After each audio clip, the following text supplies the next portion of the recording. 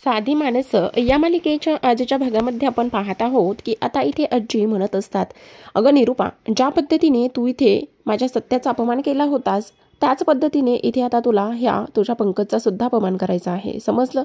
त्यावर लगेचच आता इकडे ती म्हणत असते, अहो सासूबाई, जाऊ द्या ना, आता आता उगं कशाला ह्या सगळ्या गोष्टी आपण उकरून काढायच्या, कशाला हे सगळं काही बोलायचं.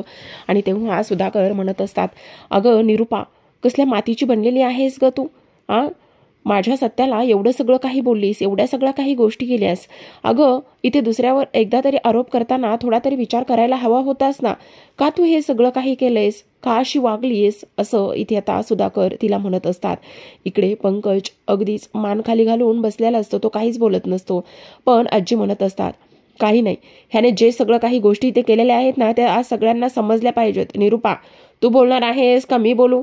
काय रे पंकज, बोलतोयस की मी बोलू, सांग ना. त्यावर पंकज एकदम शांत बसलेला असतो. त्यावर लगेचच आता इकडे देविका त्याच्यासमोर बोलायला जाते. पण पंकज म्हणत असतो, मॉम प्लीज, हे जर सगळं थांबवून हळूच बोलत असतो. हे जर देविकाला समजलं तर खूप जास्त वाईट होणार आहे, खूप जास्त टेन्शन होणार आहे, असं इथे तो बोलतो. आता हे सगळं काही बोलत असताना इकडे मात्र लगेचच आजी म्हणत असतात, काय काय चाललेलं काय आहे, कशाबद्दल बोलतोयस आणि हळूहळू काय चाललेलं आहे? तेव्हा इकडे रिया म्हणत असते, बाप रे, म्हणजे पंकज दादानी घरातली नथ चोरली, हे तर माझ्यासाठी खूपच विचित्र आहे. मी तर ह्या गोष्टीचा अजिबात इथे विचार करू शकत नाही की हे सगळं पंकज दादानी केले. मला वाटलंच होतं, मी खात्रीने सांगू शकत होते त्या दिवशी इकडे सत्यादादा असलं काही करणं शक्यच नाहीये. पण हे सगळं पंकजनी केले ना, ते मात्र खूपच जास्त डेंजर आहे. पंकज दादा, मला तुझ्याकडून ही अपेक्षा नव्हती. तू असं काहीतरी करशील ह्या गोष्टी मला इथे मान्यच नाही येतं. किती विचित्र आहे ना हे सगळं. एकतर चोरी तू केलीस, नथ तुझ्याकडे सापडली, आणि सगळा आरोप इथे तू सत्यादादावर टाकलास. का केलंस असं तू पंकज दादा? किती विचित्र आहे हे सगळं. इकडे सुधाकर पण चिडलेले असतात. ते म्हणतात, बोल ना अरे बोल ना पंकज, बोल. इथे तो पोरग दिवस रात्र मेहनत करतोय, पण त्याला सगळेजण आरोप करतात, सगळेजण त्यालाच बोलतायत. तेवढ्यात इथे बाहेरून पार्लरमधून नुकतीच देविका आलेली असते. नुकतीच आलेली देविका हा सगळा काय प्रकार आहे म्हणून थोडा वेळ ऐकते, आणि नंतर तिच्या गोष्ट लक्षात येते की बहुतेक इथे आता पंकजशी कोणीतरी काहीतरी बोलतंय आणि त्याला इथे काहीतरी ब्लेम वगैरे करतायत, असा विचार इथे आता तिच्या मनामध्ये येतो. आणि असा विचार आता तिच्या मनामध्ये आल्यानंतर ती इथे एका गोष्टीचा विचार करत असते, हे सगळं काय आहे. आणि त्याचसोबत सगळ्यात महत्त्वाची गोष्ट म्हणजेच की आता सुधाकर खूप चिडतात. आणि सुधाकर खूप चिडल्यानंतर इथे ते म्हणत असतात, ए देविका, शांत बस. तुला ह्यानं काय केलं ना ते अजिबातच माहिती नाहीये. आणि त्याचबरोबर इथे सतत सतत माझ्या सत्यावर नाही नाही ते आरोप करत असतो हा. तेव्हा देविका मध्ये पडते आणि म्हणत असते, एक मिनिट बाबा, तुम्ही कशाबद्दल बोलताय हे सगळं, आणि का बोलताय हे सगळं? प्लीज, माझा नवरा एवढं काही काम करतो, एवढे कष्ट करतो, एवढी मेहनत करतो, एवढ्या मोठ्या ऑफिसवरती तो कामाला आहे, आणि तुम्ही त्याला एवढं सगळं बोलताय. अगोदरच तो किती टेन्शनमध्ये असतो. तेव्हा रिया म्हणत असते, देविका, तुला माहिती नाही त्यानं काय केलंय ते. अगं त्याच्याकडे नथ सापडली आईंची. देविकाला आता रिया म्हटल्यानंतर देविका म्हणत असते, अगं हो, मग सापडली, ठीक आहे, कुठेतरी पडली असेल ती, त्याला मिळाली असेल, सापडली असेल, याचा अर्थ असा होत नाही की माझ्या नवऱ्याने ती नथ चोरली म्हणून. तेव्हा लगेचच इकडे आता पुन्हा रिया म्हणत असते, अगं वेडी आहेस का तू? ते सगळं विचारायचं सोडून तू त्याला पाठीशी काय घालतेस? आणि एक मिनिट रिया, तू ह्या सगळ्या गोष्टीच्या भानगडीत आणि ह्या सगळ्या गोष्टीमध्ये अजिबातच पडू नकोस. माझ्या नवऱ्याने काहीही केलेलं नाहीये, समजलं? तो खूप कष्ट करतो, तो खूप मेहनत करतो, आणि त्याचबरोबर इथे त्यानं ह्या असल्या गोष्टी केल्या असतील, ह्या गोष्टीवरती माझा विश्वास नाहीये. कारण माझा नवरा इथे ऑफिसमध्ये मोठ्या पोस्टवर आहे, शिवाय तो खूप मोठ्या ऑफिसमध्ये आहे. त्याला एवढं टेन्शन असतं, तो एवढे सगळे काही पैसे कमवतो, आणि तो सगळं ह्या घरासाठीच करतोय ना. आणि त्याचमुळे इथे तुम्ही त्याच्यावरती नाही नाही ते आरोप प्लीज अजिबात करू नका. मला माझ्या नवऱ्यावरती पूर्ण विश्वास आहे, असं देविका इथे बोलते. आता देविकाने ह्या सगळ्या गोष्टी बोलून सुद्धा इकडे मात्र आता जो पंकज आहे तो म्हणत असतो, हो, माझी बायको आहे ना ती अगदीच बरोबर बोलत आहे. मी असलं काहीही केलेलं नाहीये. तू बरोबर बोलतेस देविका. ही लोक सगळीजण मला फसवण्याचं काम करतायत. ही सगळी लोक माझ्यावरती आरोप करत आहेत. मी काहीच नाही केलेलं. लगेचच आता निरूपा म्हणत असते, पण मी काय म्हणते, जाऊ दे ना, उगाचच आता नाही त्या गोष्टी कशाला उगाळून काढायच्या, जाऊ द्या, नको नको. तेव्हा आता इकडे देविका म्हणत असते, नाही आई, अजिबात शांत बसायचं नाही. समजलं तुम्हाला का आणि कशामुळे शांत बसायचं आहे? सगळ्यात महत्त्वाची गोष्ट म्हणजेच की आता हा जो विषय आहे ना, तो आता इथेच मिटला पाहिजे, इथेच क्लिअर झाला पाहिजे असं इथे ती बोलते. तेवढ्यातच आता पंकज सावरासावर करत असतो आणि इकडे तो म्हणत असतो, नाही असू दे ना, कशाला उगाचच आपण आता ह्या गोष्टी इथे उघडून काढायच्या असं तो म्हणतो. पण इकडे ती म्हणत असते, नाही, मी म्हटलं ना नाही म्हणून, आता तर हा विषय इथेच क्लिअर झाला पाहिजे, याचा सगळ्याचा सोक्षमोक्ष इथेच लागला पाहिजे असं इथे ती बोलते.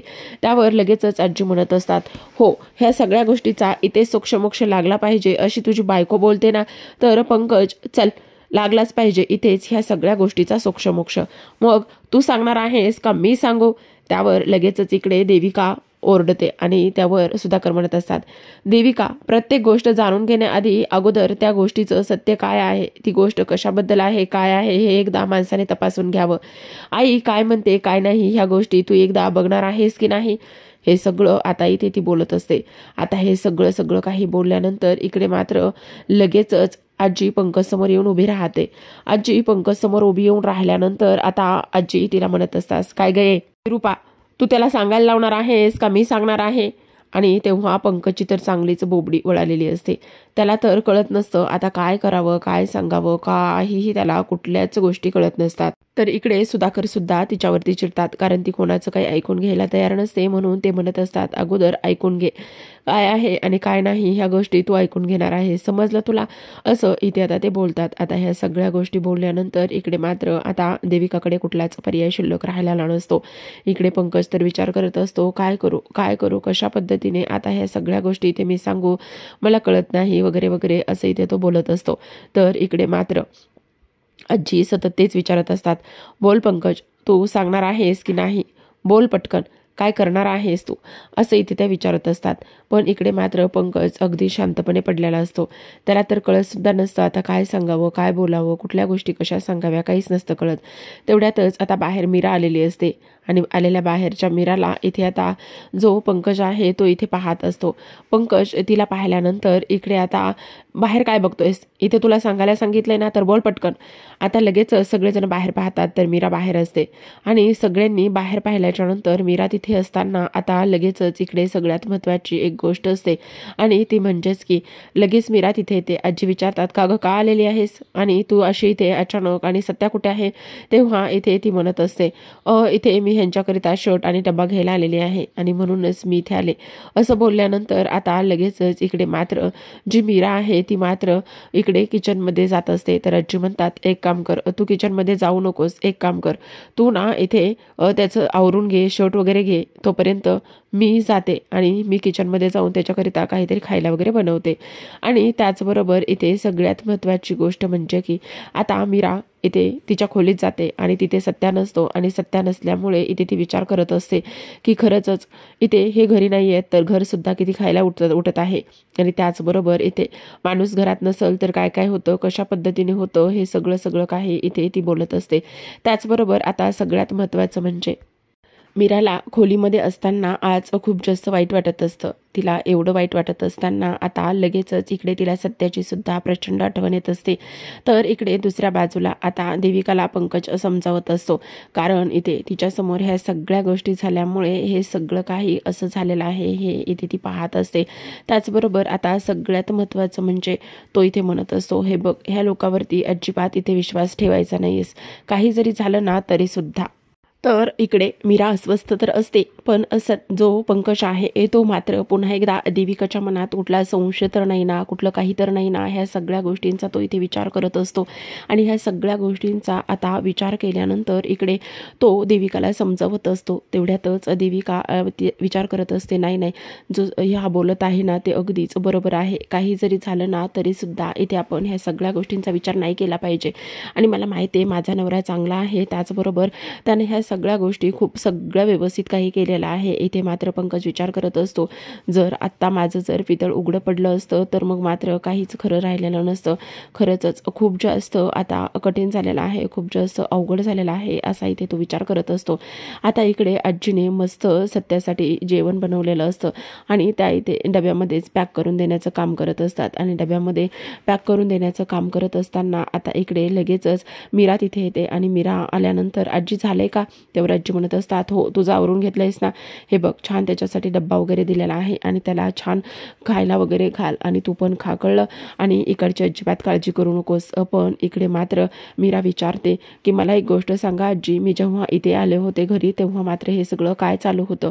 त्यावरच आता इकडे ती म्हणत असते, अगं तुला एक गोष्ट सांगू का? ज्या नदीवरून निरूपा इथे अकावतांडव करत होती ती नथ इथे दुसरी तिसरी कोणी नाही तर पंकजने चोरली आणि पंकजकडे सापडली. तेव्हा इथे म्हणत असते, काय? तरी मला वाटलंच होतं ह्या सगळ्या गोष्टी अशाच झालेल्या असतील म्हणून. आणि तेव्हा इथे आता आजी म्हणत असतात, हो पण तेव्हा मीरा म्हणत असते, पण जाऊ द्या ना आजी, आता उगाचच हा विषय काही वाढवत बसू नका, उगाचच त्यामुळे घरातील वातावरण सुद्धा पुन्हा एकदा बिघडेल. तेव्हा आजी म्हणत असतात, बाहेर आहेस तरी सुद्धा तुला घरातलीच काळजी आहे, कशाला ग एवढी काळजी करायची, काय करायचं, असं इथे ती बोलत असते. आता ह्या सगळ्या गोष्टी इथे बोलल्यानंतर आता मीरा तर तिथून निघून गेलेली असते. मीरा तिथून निघून गेल्यानंतर इकडे मात्र सगळ्यात महत्त्वाची एक गोष्ट असते प्रेक्षकांनो, ती म्हणजेच की आता मीरा इथे ज्या ठिकाणी सत्या सायकल चालवत असतो त्या ठिकाणी ती इथे आलेली असते. आणि त्या ठिकाणी आल्यानंतर इकडे आता सत्या आत्तापर्यंत तरी मीराची वाट बघत असतो. त्याला सुद्धा भूक लागलेली असते. अंगातला शर्ट जवळपास 2 दिवस झालेला असतो, तोच असतो. तेव्हा मीरा येते आणि मीरा जो शर्ट आणलेला असतो त्या शर्टची बटणं इथे काढून त्याला देते आणि सत्या सायकल चालवतच अंगातला शर्ट काढून टाकतो. तेव्हा मीरा आता त्याला दिलेला शर्ट घालण्याचा प्रयत्न करत असते, जेणेकरून त्याला थोडंसं बरं वाटेल वगैरे वगैरे म्हणून. आता सत्याने हा शर्ट इथे घातलेला असतो. सत्याने शर्ट घालण्यासाठी मीराची मदत तर घेतलेलीच असते, पण इथे दोघं सुद्धा एकमेकांसाठी खूप काही करत असतात. सत्याने शर्ट घातला असतो तर मीरा त्या शर्टची बटणं लावून देण्याचं काम करत असते. त्याचबरोबर आता इकडे सगळ्यात महत्त्वाचं म्हणजेच की त्याला आता जे मीराने जेवण आणलेलं असतं ते जेवण इथे ती त्याला भरवणार असते. तर इकडे आजूबाजूला तिथे जमा झालेली माणसं हे सगळं काही पाहत असतात आणि सत्या आणि मीराचं एकमेकांबद्दलचं असणारं प्रेम ते सगळं काही इथे दिसत असतं. खरं तर प्रेक्षकांनो, त्यांनी फक्त आणि फक्त इथे त्यांचं सॉन्ग दिलेलं आहे, फक्त सॉन्ग प्ले होत आहे. आता फायनली मीरा म्हणत असते, बघा ना तुमच्याकरिता मस्त आजीने इथे चपातीचा रोल बनवून दिलेला आहे, तुम्ही हा रोल खा म्हणजे तुम्हाला खूप छान बरं वाटेल आणि आजीच्या हातची ही चव आहे, समजलं? असं म्हणूनच आता मीरा इथे सत्यासाठी जे रोल आणला होता तो ती घास करून त्याला भरवण्याचं काम करत असते. त्याचबरोबर अधेमध्ये पाण्याचा एक घोट सुद्धा देत असते आणि पाण्याचा एक घोट देऊन ती त्याला छान जेवण भरून त्याचं पोट भरलेलं आहे याची खात्री करूनच आता पुन्हा जाग्यावर जाऊन बसते. आता जाग्यावर जाऊन बसल्यानंतर स्वतः सुद्धा थोडंसं खाते आणि खाल्ल्यानंतर तिला थोडीशी तंद्री लागलेली असते. आता खरं पाहायला गेलं तर आज ती सुद्धा जवळपास दुपारपासून तिथेच असते आणि आत्ता सुद्धा थकलेली आहे उभा राहून आणि म्हणूनच ती आहे त्याच ठिकाणी खुर्चीवरती बसते. तिथे बसल्यानंतर सत्या विचार करत असतो, धूमकेतू तू माझ्याबरोबर आहेस ना, तर मग मला कसलीही काळजी नाही आहे, मला कसलंही टेन्शन नाही आहे, असं इथे तो बोलत असतो. आणि ह्या सगळ्या गोष्टी इथे बोलल्यानंतर आता मात्र सत्याला सुद्धा खूपच रात्र उलटून जात असताना त्याला थोडासा डोळा लागत असतो, त्याला थोडीशी तंद्री आलेली असते आणि जवळपास इकडे आता 77 घंटे उलटून चाललेले असतात. आणि तेव्हा आता जेव्हा सत्याला इथे तंद्री लागत असते तेव्हाच मात्र मीराचा डोळा उघडतो आणि मीरा म्हणत असते, अहो अहो काय करताय? म्हणजे सत्याला खरं तर थोडीशी झोप लागलेली असते आणि सत्याला थोडीशी झोप लागलेली असताना ह्या सगळ्या गोष्टी ते होत असतात. आता लगेचच इकडे दुसऱ्या बाजूला एक महत्त्वाची गोष्ट असते आणि ती म्हणजेच की काही जरी झालं ना तरी सुद्धा इथे जी मीरा आहे, मीरा आता एक गोष्ट इथे करत असते, पटकन उठते आणि पटकन उठल्याबरोबर ती आता लगेचच पाण्याची बॉटल घेते आणि पाण्याची बॉटल घेतल्यानंतर सत्याच्या चेहऱ्यावरती थोडंसं पाणी शिंपडत असते, जेणेकरून त्याची झोप इथे त्याला लागणार नाही आणि तो त्याचं व्यवस्थित सगळं काही करेल. आणि म्हणूनच ह्या सगळ्या गोष्टी इथे ती करत असते. ह्या सगळ्या गोष्टी इथे तिनं केल्यानंतर आता मात्र लगेचच इकडे दुसऱ्या बाजूला सत्याला आता पुन्हा एकदा तंद्री लागता राहिलेली असते. तर आता इकडे ही रात्र तर उलटून गेलेली असते.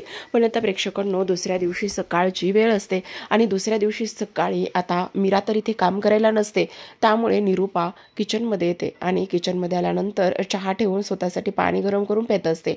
तेवढ्यातच आता तिथे पंकज आलेला असतो. पंकज आल्याबरोबर तो मॉम म्हणतो आणि तेव्हा इथे आता जी निरूपा आहे ती हातामधलं जे फुलपात्र आहे ते जशाला तसंच इकडे त्या पंकजच्या अंगावरती फेकून देते आणि म्हणत असते, मूर्ख, तुझ्यामुळे ह्या सगळ्या गोष्टी इथे झालेल्या आहेत. तुझ्यामुळे आज मला किती आणि काय काय सहन करावं लागत आहे, कळतंय तुला? तेव्हा पंकज जो आहे तो इकडे म्हणत असतो, मॉम सॉरी ना गं, प्लीज माफ करू ना गं मला. तेव्हा ती म्हणत असते, कसं सॉरी म्हणतोयस तू आणि कसं माफ करायचं? आज तुझ्यामुळे मला सगळ्यांनी इथे ऐकून दिले, सगळ्यांचं बोलणं मला ऐकून घ्यावं लागलेलं आहे. पण मी इथे शांत बसणार नाही असं म्हणून लगेचच आता इकडे निरूपा इथे रियाच्या बाबांना कॉल करते आणि त्यांना कॉल केल्यानंतर ती सध्या काय करत आहे, त्याचबरोबर त्याने एका स्पर्धेमध्ये भाग घेतलेला आहे आणि 5 दिवस तो सायकल चालवणार आहे. आज 2 दिवस तर उलटून गेले, तिसरा दिवस सुरू झालेला आहे आणि त्याचसोबत सगळ्यात महत्त्वाचं म्हणजे की इथे त्याने जर 2 लाख रुपये जिंकून आणले तर इथे त्याची बायको तो सोन्याने मडवणार आहे. त्याचबरोबर तिला इथे दुकानसुद्धा टाकून देणार आहे. मग इथे तुमच्या रियाचं वर्चस्व कमी होईल असं इथे ती बोलत असते. त्यावरच रियाचे बाबा म्हणत असतात, तुम्ही काळजी करू नका, काही जरी झालं ना तरी सुद्धा इथे तो ती स्पर्धा जिंकणार नाही आणि कसा तो स्पर्धेमध्ये जिंकतोय हे मी आज संध्याकाळी बघेल. आज संध्याकाळी तो काहीच करणार नाही असं इथे ते बोलत असतात. आता ह्या सगळ्या गोष्टी ते इथे बोलल्यानंतर म्हणत असते, हो तुम्ही अगदी असंच करणार आहात, कारण काही जरी झालं ना तरी सुद्धा इथे तुमच्या मुलीचं म्हणजेच रियाचं जे वर्चस्व आहे ते मात्र इथे कमी होता कामा नये, समजलं तुम्हाला? ह्या सगळ्या गोष्टी बोलल्यानंतर आता इकडे निरूपाचा प्लॅन जो आहे तो यशस्वी होणार असतो. तिला फक्त एकच गोष्ट करायची असते आणि ती म्हणजेच की काही जरी झालं ना तरी सुद्धा हा जो काही सत्य आहे सत्याला इथे जिंकू द्यायचं नसतं आणि सत्याला जिंकून देण्याचं तिचं हे काम इथे सुरू असतं. त्याचबरोबर आता मनातच विचार करते, आता बघते ही पनवती कशी ही स्पर्धा जिंकते आणि कशी बायकोला सोन्याने मडवते. तर आता प्रेक्षकांनो आजच्या भागामध्ये एवढं. उद्याचा भाग खूप कमाल झालेला आहे. खरं तर आता काय निकाल असेल आणि काय नाही हे पाहायला मिळणार आहे. मीरा म्हणत असते, एकटे थोडी ना सायकल चालवणार आहात, मला पण बसवा ना. तेव्हा सत्य तिला सायकलवर बसवतो तर मीरा इथे सगळे झोपलेले आहेत म्हणून म्हणत असते, आपण बाहेरून एक राऊंड मारून येऊया. तेव्हा सत्या नाही म्हणत असतो, पण सगळे झोपलेले आहेत, कोण बघणार आहे? आणि तुम्ही तर सत्यादा आहात, तुम्हाला थोडी ना इथे काही जमणार आहे आणि काही अशक्य आहे, चला असं म्हणून मीरा सायकलवर बसते. आणि तेव्हा सत्या आता मीराच्या आनंदासाठी इथे तिला सायकलवर बसवतो आणि त्या स्पर्धेच्या ठिकाणाच्या बाहेर पडलेला असतो. तर काय होईल पुढे? सत्या आणि मीरा जेव्हा बाहेर पडतात तेव्हा त्यांच्यासमोर खूप मोठा एक दगड येतो आणि खूप मोठा एक दगड आल्यानंतर आता मात्र त्या दगडावरती सायकल जाईल का? त्याचसोबत इथे सत्या ह्या स्पर्धेतून बाहेर पडला आहे म्हणून इथे त्याला ह्या स्पर्धेतून बाद केलं जाईल का? काय होईल? ह्या सगळ्या प्रश्नांची उत्तरं उद्याच्या भागामध्ये आपल्याला पाहायची आहेत. त्यामुळे चॅनलला नक्की सबस्क्राईब करा. भेटूयात पुन्हा एका अशाच नवीन एपिसोडसोबत. तोपर्यंत पाहत राहा साधी माणसं.